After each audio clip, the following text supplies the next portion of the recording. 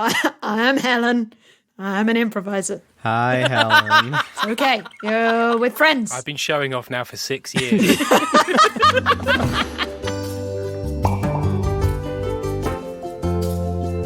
Rusty Quill presents Enthusiasm.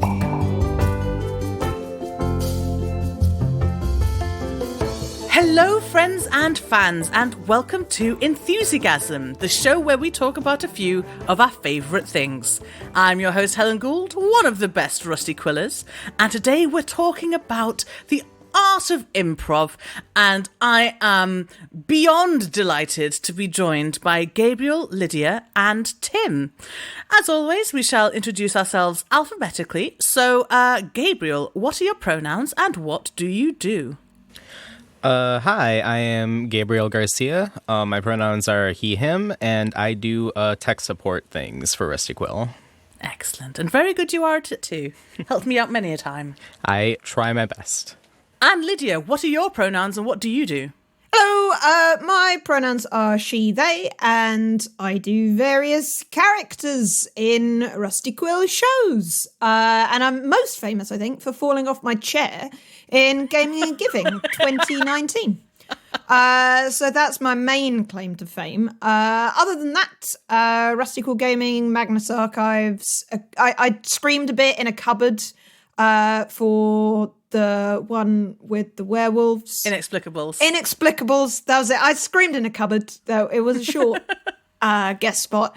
And I've been doing improv stuff with folks with James Ross and Bryn, particularly for, now it's like 15 years because we were in a group before the show started. So it's been long times. Very long time. That and lots of other groups. I did puppet improv for a while. That was fun. Going to come back to that. That sounds great. Yeah. Okay. All right. And then we've got Tim. What are your pronouns and what do you do? Hello, my name is Tim Meredith. My pronouns are he, him. I am a co-creator and one of the stars of Stella Firma. Just finished its third season. There's bonus content coming up, but I don't know when this comes out, so I don't know if I can tell you what it is, but it's very exciting. And I also am an improviser. I do musical improv with a troupe called Do the Thing, and regular old long-form improv with a group called Tiny Dynamite. Oh, lovely. Also, I've just realised that I know what the bonus content is as well. Ooh, it's exciting! Depending on whether or not the logistics work out. Ooh! No, I think this will be coming out before that. That's all right then. Okay. All right, so let's do a little sort of establishing shot of a question, which is, how did we all get into improv? Either as a practitioner or an enjoyer? Would anyone like to tell us their improv story? I'll go first. I'm not shy. Okay. I'm not shy. How dare you? So I got into university. I got into university. Step one: get into university. Well done! Woo! Bam! $6,000 a year. Yes, please. Still paying it off when I'm 30. Oh, and some more. Thank you, sir. Yeah, so I when I went to university, I was very, very shy, deeply shy. Didn't like to talk to people. Bit of a well of shame. The shame's still there, but it's now covered. I've covered the well, and what I've covered it with is improv. And I got involved in improv at university with the University of Nottingham Improv Society, and it sort of all got out of hand from there. Moved down to Brighton, sunny Brighton, which has a really nice improv scene, and got into some groups. But yeah, it was for me. It was mainly it's very frightening to talk to other people, so why don't we just turn up the difficulty setting to high so that then regular day-to-day interactions don't feel so frightening, and now I won't shut the fuck up. So it clearly worked. I cannot imagine you being shy, Tim. Like at all. Isn't it? What a distant dream it is now. Oh, God, I wish he was shy. He's still singing. We're not laughing. We stopped laughing, and he's still singing. Yeah. Oh. Well, I like you as you are now, and I'm sure I would have liked you then. Anyone else wanna? Yeah. I feel like I can jump in because it's a very relatable story.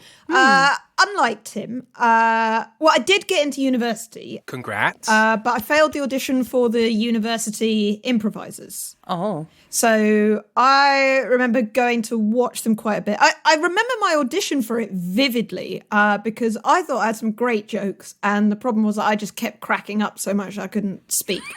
It wasn't necessarily that I was laughing at my own brilliant hilarity. That was just part of it.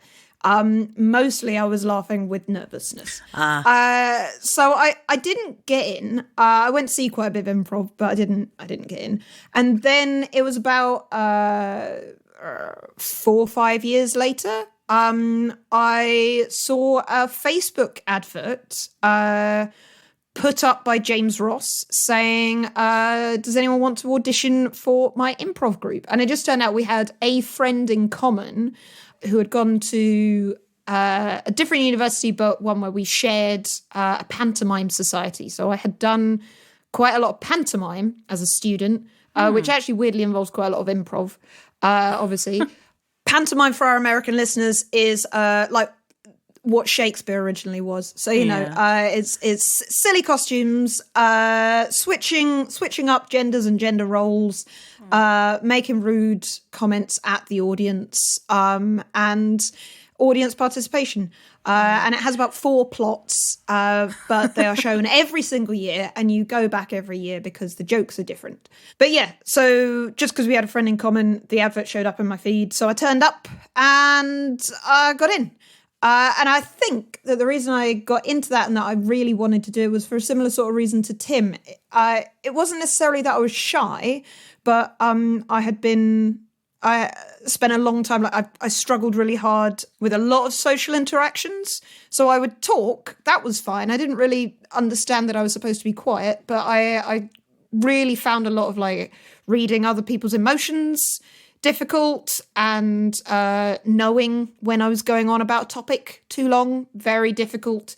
And I don't know, just everything from timing to repeating yourself enthusiastically over and over until you get the response that you want. Just keep trying again and again until they like it. That's the message. Yeah. So I thought I would go somewhere where people would pay money to see that. But in a similar sort of way, it's like you turn up the difficulty setting, but you do it in a kind of space where you're expected to slightly mess up a few times. And I already at that point had quite a lot of tricks up my sleeve for people that are awkward or struggle. Secret tip, mess up deliberately early on in a conversation and then laugh it off and be in control. And then when you mess up accidentally later, people you will have an extra half second and people will sort of accept it. I even do that now when I'm facilitating large workshops, and it's actually confused people where they're like, I'm running a big corporate kind of workshop thing with lots and lots of people, and I'll mess up the projector slide, people and then laugh about it. And then, the next time I run the workshop, I'll do the exact same mistake. And, people will be like, oh, what? It's part of a script. And they just stand up and shout, fraud! Yeah. It's it's deliberate. Yeah. You can run through scripts in your head that give you more time and flexibility and other things. And that's sort of what improv does. So that was cool. And so I've done that for a long time now. Cool. Tick. See, now I know when you're supposed to stop talking. Yeah. Yeah, look at that! A pause and everything. And you say tick, so people know you're finished. Exactly. I prefer done, please. Yeah. Thank you. Next. Or in the hoopla tradition, just slam the floor and run away. Yeah. It really upsets boom, like an optician, but it still works. Right. Now, Gabriel, we were talking before we started recording how you and I are more enjoyers of the art form than really participants. I guess I do improv in terms You're of a professional improviser, Helen. Right. Cash so money, this is the thing. Cash money, baby. You're paid by the hour. Do you know how many people for whom improv is their whole identity don't get paid by the hour to do it? Well, for me, in my head, I feel like if I am an improviser, then I have to be funny. And despite Oh, no. several people telling me I'm funny, I don't think of myself as a funny person. But other people think I am. So I mean, luckily they're the ones paying, so it's all right. yeah, that's true. Right. Firstly, you are funny. Secondly, it's valid to do stuff that doesn't pay you money. I should flag that. That's very, very valid. Counterpoint, no. Unless this is the Tim Meredith counterpoint. No, if you're not paid, it doesn't matter. It's not Capitalism, real. hooray. Yeah, so the first 2 seasons of Rusty Quill just don't exist. Yeah, they don't. They don't. You think they So do, we but got it's an like, advert or whatever. it's it like was. the Berenstein Bears. There's a bottom line to every piece of art. So yeah, Gabriel, tell me how you got into improv.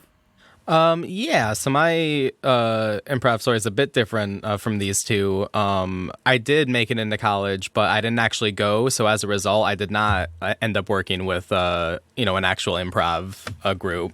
But it was something that always interested me. It was like there's comedy, and then there's like the scary comedy, which is what I pictured as improv. But I didn't really start getting into it until one day. All of my friends decided they wanted to play Dungeons and Dragons, and I was all for it until no one else wanted to DM, because that's always how that works. And they handed me all the books and said, "You're going to make a campaign for us." And I said, "Okay." And we did a very short run that I actually had a lot of fun with, and I decided that I wanted to do things like that more. And when I started working at a game store later in high school / early college, or college years, I didn't actually. When I started working there was an opportunity to actually be a dungeon master, like for the store, and run groups for customers and things. Oh, that's cool. So when I Professional saw dungeon master. yeah, exactly. So it was real because you were paid. Interesting. So when I saw that, I immediately wanted to do that, but I was terrified of running games for strangers. So I ended up actually doing a very short run of improv classes to kind of just to get more comfortable with doing weird voices and making and collaborating on weird jokes with strangers. And it ended up helping a lot with that job, or that part of that job, and it just continued from there. I still have not joined an improv group, and I don't think I will anytime soon, but I do occasionally go to shows, and I've read a few books on improv, and it's a very interesting subject. It's also helped me in completely unrelated parts of my life. I've been a musician for a long time, and practicing improv has helped with being in like jam bands and things like that. And just being able to read the people around you is a useful skill in a lot of life. And taking a failure as maybe not like, oh well, let's start again, but okay, like, oh well, that wasn't what I meant to do, but it might be better than what I was trying to do, so let's have a go with it. And that is quite handy. Yeah, Absolutely. Like a lot of my day-to-day job has involved me being in kind of both panel discussions or in workshop things about quite like complicated policy stuff with often people who are vastly more senior than me. And there's something that I very much credit improv with, of always being able to kind of come up with a comment or an understanding or respond to things, and just having that extra confidence to reshape the thing you were going to say, to draw quickly on the knowledge that you have and reapply it to a kind of slightly changed circumstance. And like, I don't think that every fun, silly skill that you take joy in needs to have application in your working life to be valid. Sure. But like, for me, it super has. It just often does. You know, yeah, it absolutely has. In day-to-day life, I'm a much more relaxed person because I can read what people around me are doing, so I'm less likely to panic. And like, yeah, I'm better at job stuff. This is so interesting for me to hear because I've always been this kind of loud person. Like, I was never shy. I was like pretty young. I was like, I want to be on stage and yell at people. So I've never had to really get over any fears like that. And then, of course, like I said, I never thought of the tabletop stuff I did as improv. I thought of it as I thought those were like new skills I was learning in terms of how to play a game. I mean, it's a combination of the two. And for me, it was really revolutionary to realize, adults also play. Yeah. Play is important at all stages of life, and I can be silly and pretend to do things. But when Googling adult play, you have to be very careful. As long as you keep that in mind. Safe search on. It's fine. Adults play, but they also play. And you just need to know what the difference is, and you'll be all right. What do you think you need to be good at improv? I think one thing you don't need is to be good at jokes. And it's very important that you don't think that when you go in as well, because a lot of early improv is, gosh, I need to make some jokes, and that's almost the antithesis of improv. Can you go into that a little bit more, Tim? Yeah, so there is the real fundamentals of improv is agreeing with and building upon somebody else's stuff. You know, they give you an, you call it an offer, they give you something, some sort of theme or some sort of topic or some sort of, it could be a sentence, whatever, and then you build upon it and you build a world together, and it continues. A joke by its very nature is a closing off and an ending. Like a joke is kind of an endpoint. So if you start a scene and you think, oh, that's funny, and I'll make, somebody's like, oh, well, there's these things happening. Jokes are often subversive. So if like these things happening. Oh, well, actually, I'm going to say these things aren't happening because that's what you thought was going on, and they're not.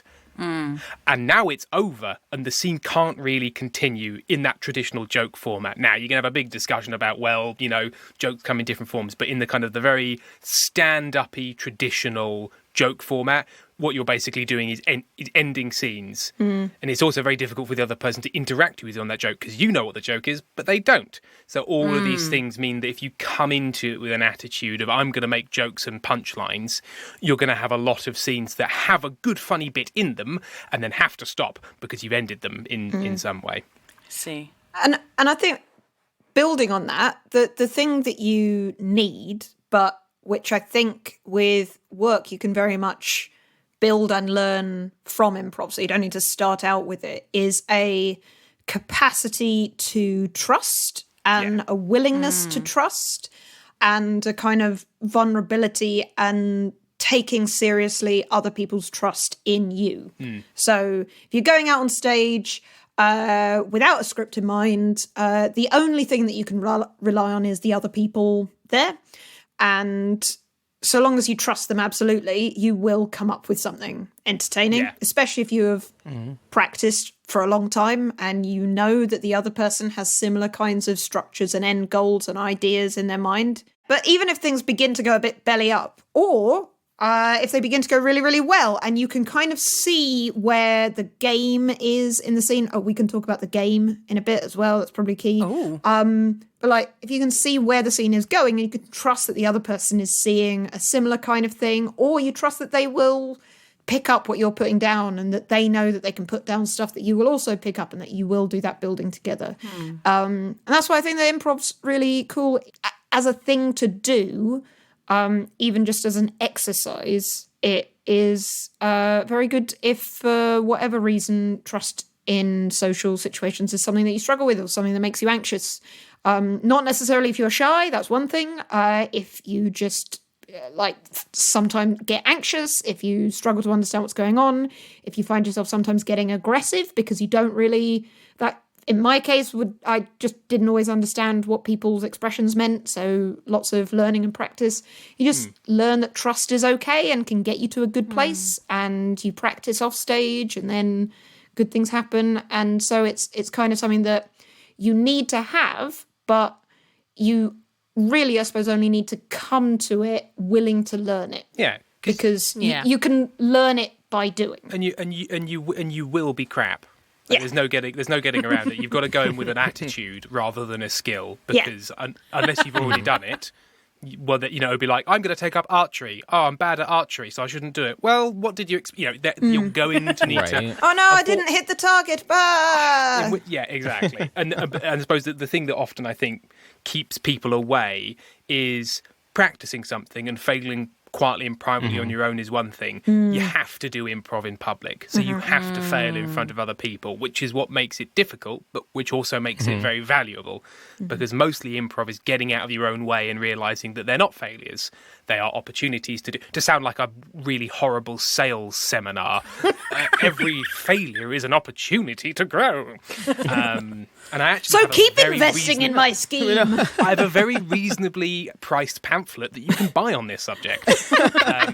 Getting out your own way and not worrying about failure, and because I think.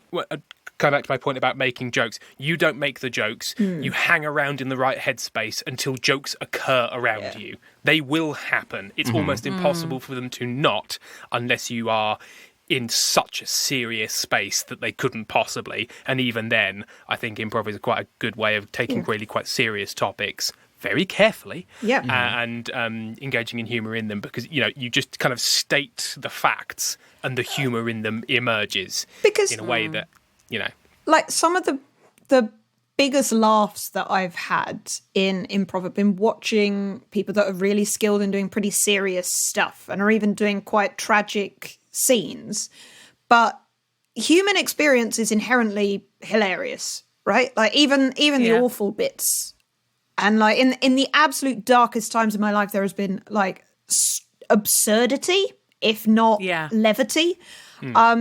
And so you can have, like, I'm literally like thinking of something and cracking up now. Like this thing that people did a scene where clearly someone had died and it was awful and they were grieving, and someone had come over and tried to help, but like it was just that. So they were trying to hold the other person's grief as like the center of the thing. They'd made a lasagna and they realized there were no oven gloves, and they were just like desperately trying to listen and hear, and like, but also the lasagna was burning. And so like in that like panicking, trying to hold, and we've all kind of been there of trying to hold someone else's like emotions and their mental headspace as like the center. So while concentrating, just grabs the lasagna pan without the oven gloves. And then the other person turns around and just starts opening up. It's just standing there like holding the whole thing. And I still remember it, even though that was like 4 or 5 years ago I saw that scene. They're like the thing that is genuinely recognizable and would be so hard to write about, but emerges from that complete trust of people that are in the same space, that have built this thing, and then like it going slightly more absurd. But like honestly, it was funny at the stages before that where he was trying to do quite normal things while completely holding this person's like grief in mind and like just struggling with the awkwardness of it. But then it just escalated and became more and more strange. But because it was still trying to be so serious, it was still hilarious. The thing that I always struggled with in with improv in the form that I do it, at least, and I think is something that you really need to be good at, is killing your darlings. I think that's huge in improv. Anytime I've run a tabletop game and I've come in with a bunch of plot points lined out and a bunch of plans and encounters and things to do, goes off the rails immediately. Lovingly crafted. So lovingly crafted. Yeah, over so hours. lovingly crafted. It goes off the rails with a single decision 10 minutes in, and I have to, to make up everything from then on anyway. And I think it's taught me that's, I'll go into a situation with some idea of how things are going to go, but for the most part, I've learned to not be as attached to things like that. And I think that's a lot of the same in improv. You can't really, like you were saying, Tim, you can't go in there with like, jokes, already starting to be formed and preconceived, like things that you're going to do, or else it's going to put you in a box. And I think just building off of what Lydia was saying on trust, it's trust in the other improviser. It's trust in the other people, but it's a lot of trust in yourself to recognize that, like, I'm going to have situations that I don't know how to respond immediately, and I'm gonna have to trust that the first thing that comes out of my mouth is gonna be the right path, and even if it's not, it's the path I'm going down anyway. And absolutely. Yeah, and that's one of the reasons why I think it gives you a kind of confidence that is like necessarily not cocky. Yeah. Like it's a confidence that comes from like knowing that you can cope, but that isn't a confidence that makes you want to become the star. Is like the kind of confidence where you can give it to someone else and be like, okay, what you've got is good, so you have it, because the show will be good, as opposed to I will come out the other end of it looking really bloody smart. It's like hot potato of confidence. It's been really interesting listening to you all talk, because I asked this question, what do you think you need to be good at improv, without knowing what my own answer was. And so now I have lots and lots of thoughts. What is your answer? So what I reckon, after, reluctantly realizing that I am indeed an improviser myself. Such a shameful admission. I'm Helen. I'm an improviser. Hi, Helen. Okay, you're with friends. I've been showing off now for 6 years. I feel like I worry that I'm about to like just summarize what everyone said, but I think that one of the things that you do need to be good at improv is like an ability to no, I'm going to say it with the phrase that's coming into my head. The ability to sort of just cast yourself on the mercy of whoever else is on the stage. Yeah. Okay. Yeah. It feels to me like it's a trapeze act. Yeah. That one where you're dangling upside down and they're dangling upside down. You have to let go and they have to catch you. Yeah. And I think I'm actually very lucky that the majority of my improv experience has been specifically improv experience where I've been aware that it is meant to be a light-hearted sort of comedy type show, despite what the plot says. Despite all the evidence and content. The scene opens. I'm covered in blood. Time for fun. I think I've been very lucky to have a group around me that I could trust. Yeah. And that trust did have to build, I think, because I didn't know Alex and I didn't know Bryn, like, at all, for that first audition episode, the one in which I play a character with no name. What do you? I can't remember who that was. Yeah, it's a weird one that, it was my audition episode, and yet I did not have a character. It's strange how that happened. For listeners not in the know, this is an in-joke about the Beowulf episodes of Rusty Quill Gaming. Yeah. I haven't actually forgotten Helen's performance. It was an incredible performance. and genuinely, can that bring us into the discussion of the game? Because that was a perfect example of a game in improv. Do you know what? We're going to go to a break and we'll talk about it afterwards. Oh no, Lydia has died. Lydia has unfortunately died and will not be able to appear in the rest of this episode of Enthusiasm. See you soon. That is unfortunate, because the rest of this episode will be talking about the game. Yeah. They would have loved this if only they weren't dead now. Very sad, very sad. And welcome back. So, Lydia, please elaborate about the game. I am dead and therefore cannot. Lydia is dead and we have killed them. Yes. Much like God. Yeah, much like God is my band name. Such a very sort of like chill way. I'm much like God. No, I'm not God. I'm just, Yeah, like, let's not go overboard. Come It's on. very Not similar. go overboard. Rein your neck in. The game in improv is basically something that keeps happening, but more. Yeah. Okay. So, in the break, you wanted to bring up the first game I played with the RQG lot as a good example. Yes. And I do think that is a good idea, because we should not assume that everybody who listens to this podcast even knows who we are. Yeah, no. So, what happened was, the first time we recorded, I recorded with Rusty Quill Gaming to replace James Ross, my nemesis. So he had left and you needed another player. And so my audition episode was a 3-parter called Thanes of Beowulf. And we were all given the same character sheet. We were all barbarians. So the only things that we could change, we all had the same stats and everything. The only things that we could change were like names and personalities, and we all had proficiency in bagpipes as well. I remember that. I don't think that really came up. No. But that's fine. You kill your darlings. You do. Alex sitting there thinking, but I've written such a good bagpipe scene. When will they get to the bagpipe festival?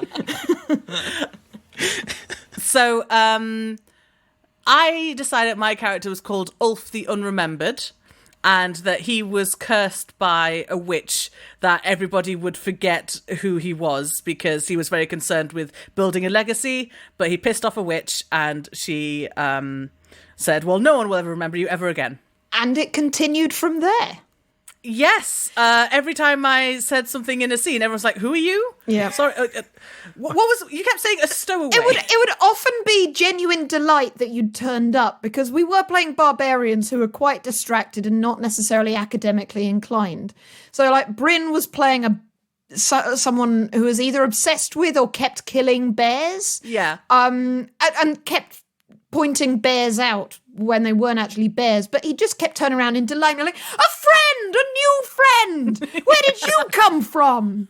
And lots of things, and even to the point where we'd swum down to the bottom of a lake in the middle of nowhere, having fought a leopard or something. Yeah. Which was like, oh, hello, I fancy seeing you here, new friend, blah, blah, blah, blah, underwater. And it just kept happening. But the fact that it was the thing that then people in the Discord, people on Twitter and Tumblr and whatever were still making the jokes, because it's a nice, simple game. The point is that you're always doing fascinating things. You're part of the group. You're doing the thing. And then you're not like, oh, hello, new friend. And it's, yeah. And it ended up being like part of what determined the ending of that one shot. Yeah. Because eventually Ulf got so fed up with no one remembering who he was. Yep. Killed the entire village. Yeah. It was like, if you don't know who I am. Remember that, you bastards. And it was the fact that and I think it's just a really lovely example of what we'd all been saying about like confidence and trust. Like, it was genuinely, I think, quite scary for everyone. Like, you coming for your first audition, because of course James we'd lost to the tragedy of parenthood. We mourn for him every day. I shouldn't say I am the godmother of the child, so like I'm so pro. I'm pro the child. Yeah. But not what you said off the call, but okay, no, continue. What? No, what? Hey, what? No. What? So what's that? But like, we'd had the same people around the table for quite a while, and I was like, oh, can we do this without? And James is very loud and funny. Can we do this without James? And you turned up and you didn't know half the people there, and the other two of us you knew from very different contexts, right? Like, we knew each other and not that well. Yeah. But the fact is that you set something up that was funny, and then like there was this sort of like tentative, like, oh, who are you? And you just ran with it. And so it could escalate and escalate and escalate. And we, by the end, we're just like absolutely in tears of laughter.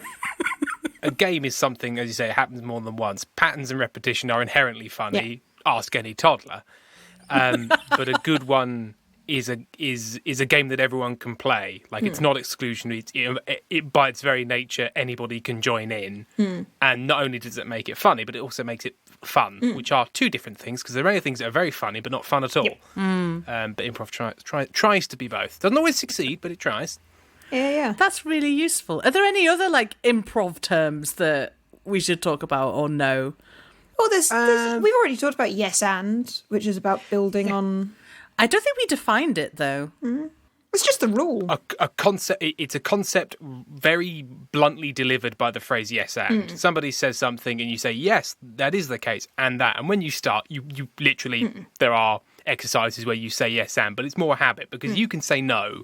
Yeah. Like, you can say the words no while still totally accepting everything somebody's given to you and building upon it. Like refusing to recognise that Ulf exists. Yeah. Like, our denial of Ulf's existence and character was our yesing to your game. Yeah.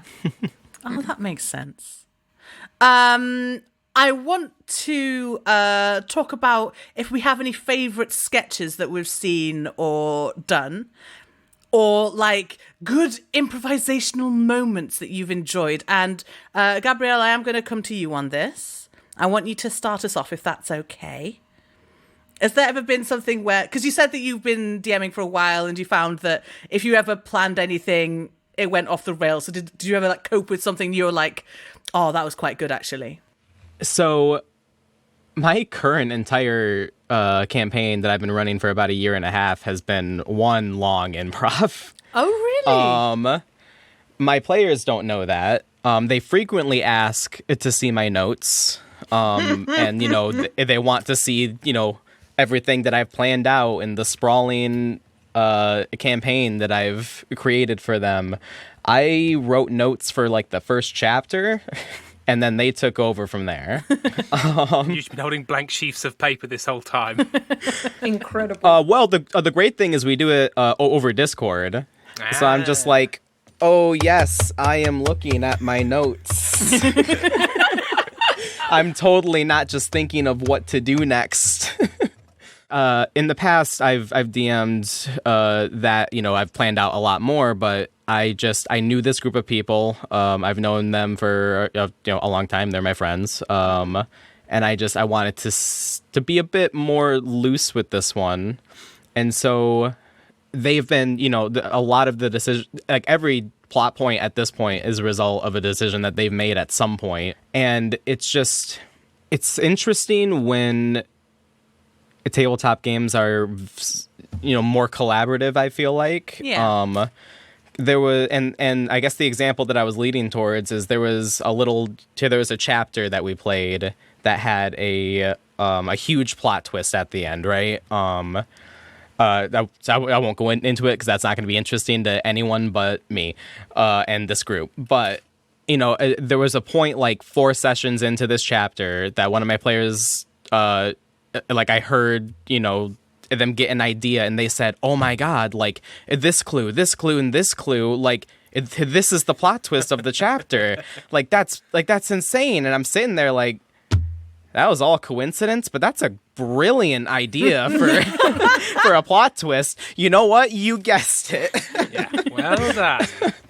Yes, I have been carefully placing all of these clues this entire chapter. It definitely didn't just all happen to line up. And I think the reason it lined up was because this campaign has been so collaborative that it's just things like that naturally come out of the story.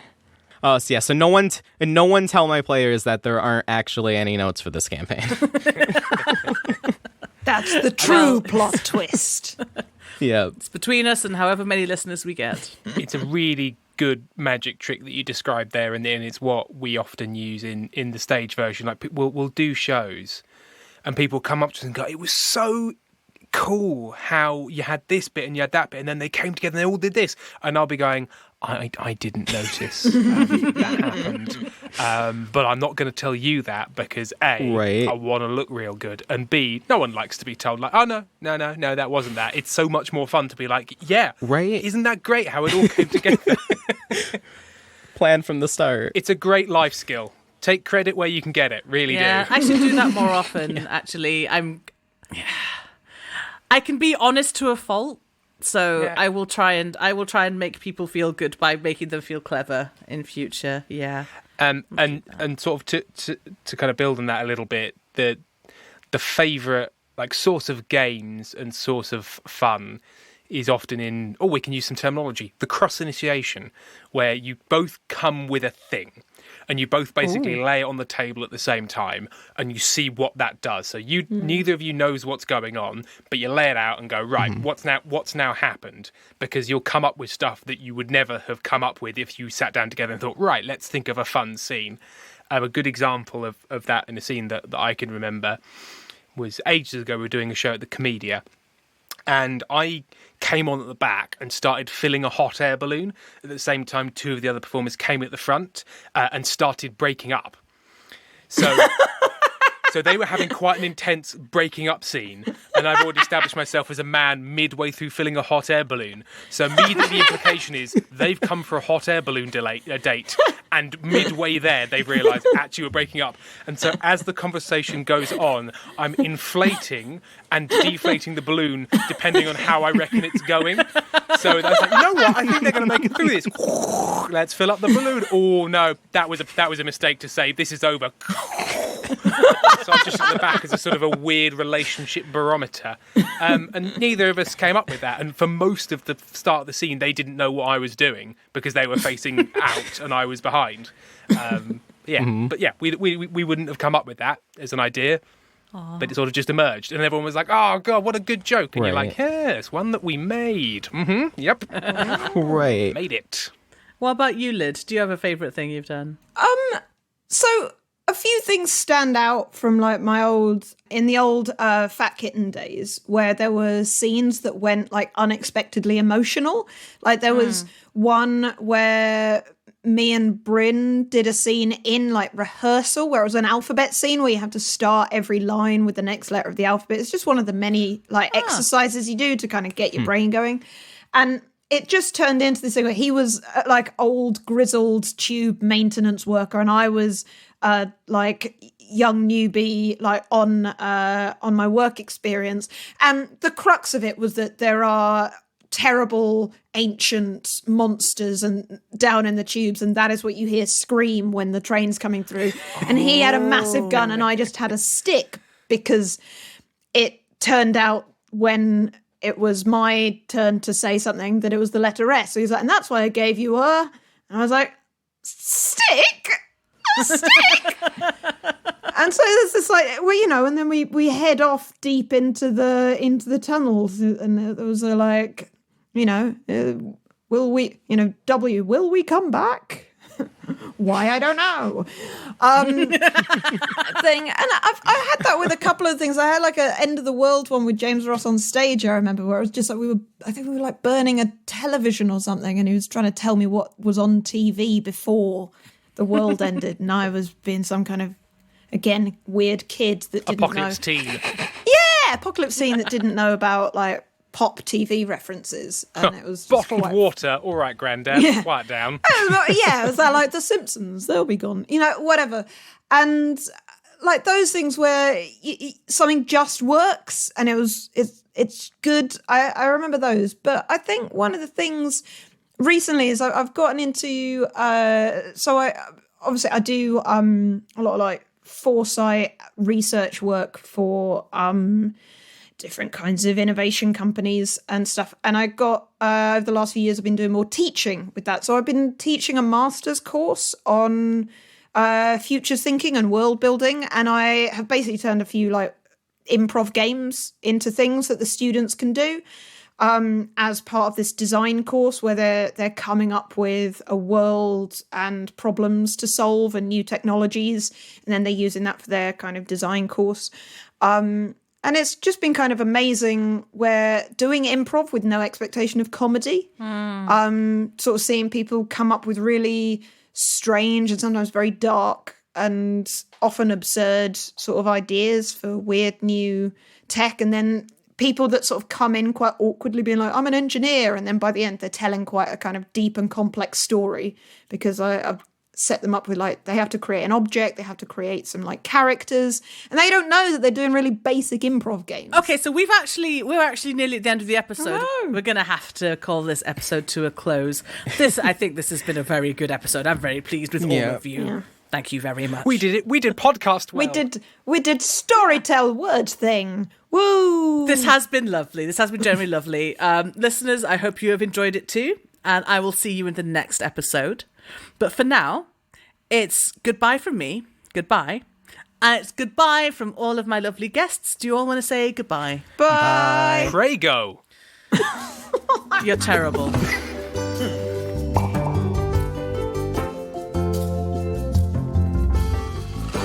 Enthusiasm is a podcast distributed by Rusty Quill and licensed under a Creative Commons Attribution Non-Commercial Share-alike 4.0 International License. It is directed by Helen Gould, produced by Lowry Ann Davis, with executive producers Alexander J. Newell and April Sumner, and edited by Marissa Ewing, Tessa Vroom, Jeffrey Nils Gardner, and Catherine Ranella. Thanks for listening.